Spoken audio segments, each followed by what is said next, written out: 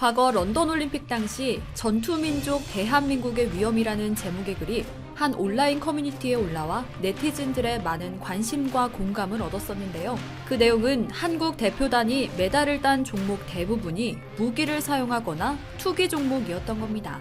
실제로도 올림픽이 개최되면 이 종목들은 늘 메달을 따왔었죠. 과거 끊임없는 외세의 침략 속에서 우리의 고유 영토와 민족을 지키다 보니 잘 쏘고, 잘 찌르고, 잘 때리는 타고난 DNA가 자연스럽게 자리 잡은 것 같습니다.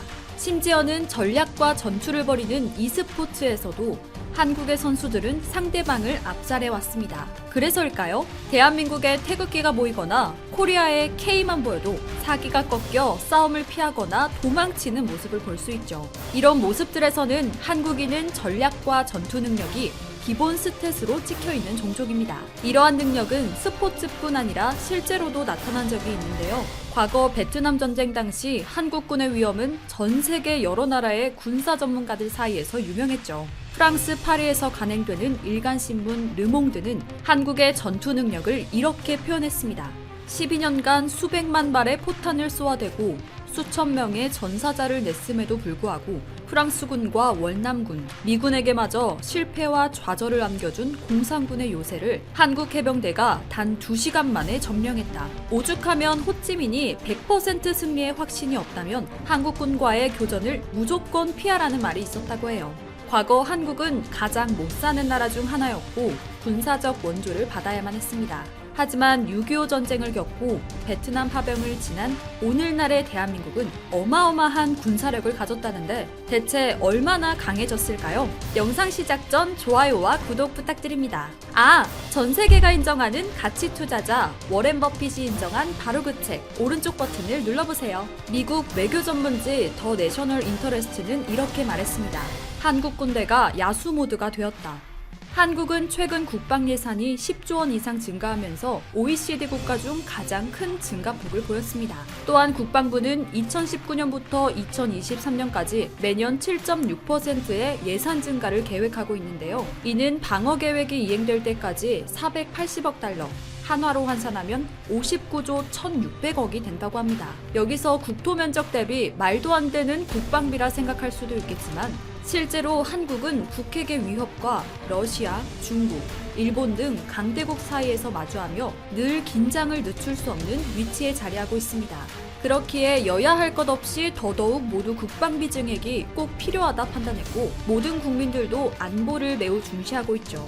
즉 국방비 증액을 통해 양적 측면과 질적 측면 모두의 군사력을 높이고 있는 겁니다. 심지어 김정은을 벌벌 떨게 한 소식도 있었죠.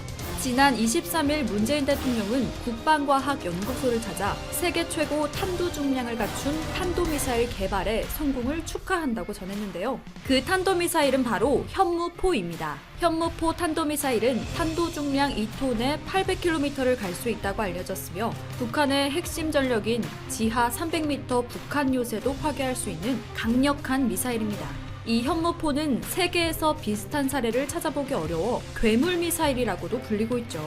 또 하나 반가운 소식, 한미 미사일 지침 개정으로 한국의 우주 발사체에 고체 연료를 사용할 수 있게 되었습니다.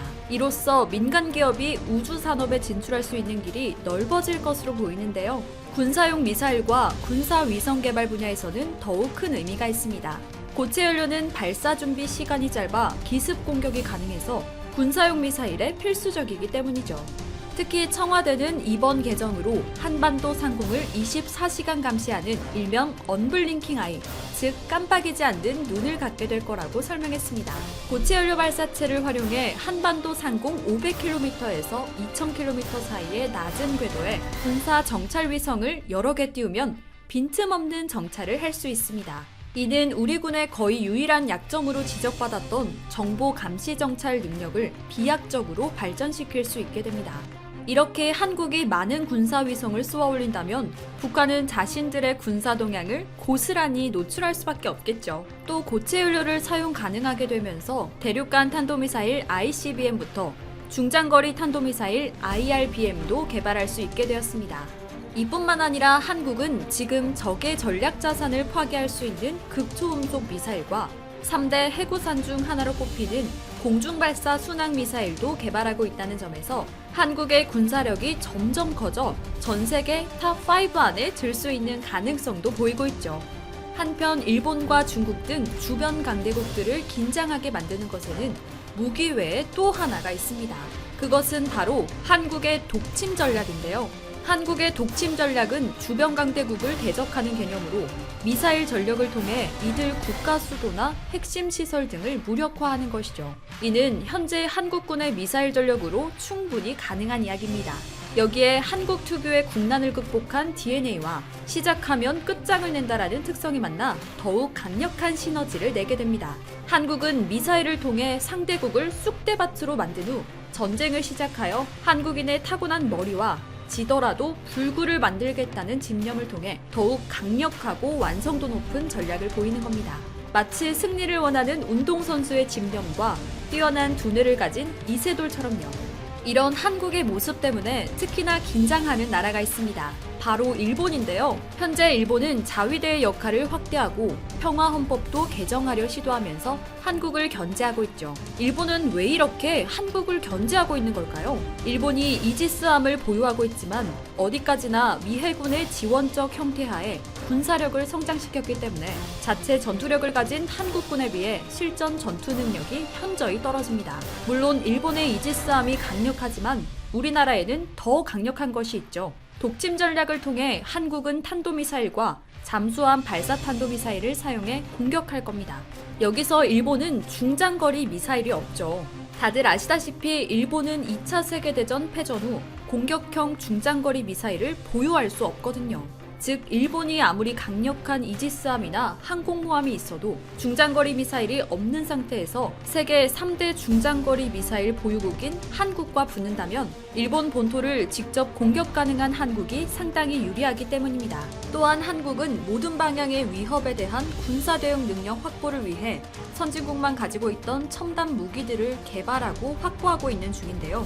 한국형 스텔스기 KF-X, 항공모함, 한국형 이지스함 KDD-X 등을 보유할 예정이기에 우리는 더 강력한 자주국방을 실현하고 주변국들은 두려움을 가질 수밖에 없죠.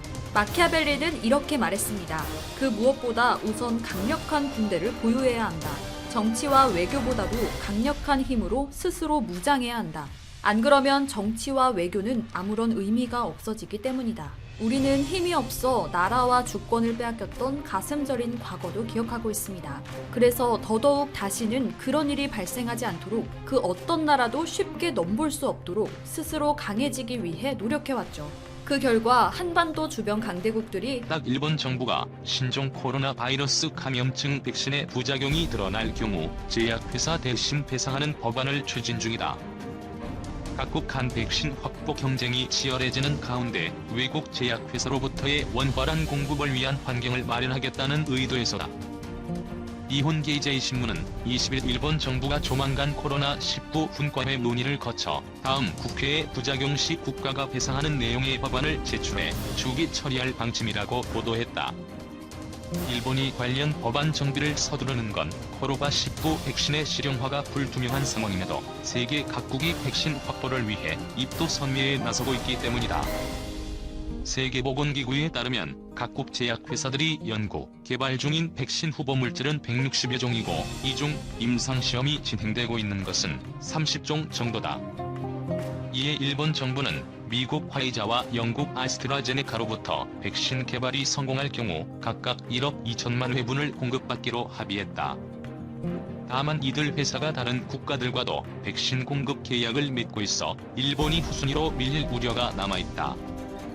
일본에서도 안제스와 시오노기 제약 등의 제약회사가 백신을 개발하고 있지만 외국 제약사들에 비해 실용화까지 시간이 더 걸리고 생산량도 적을 것으로 예상된다.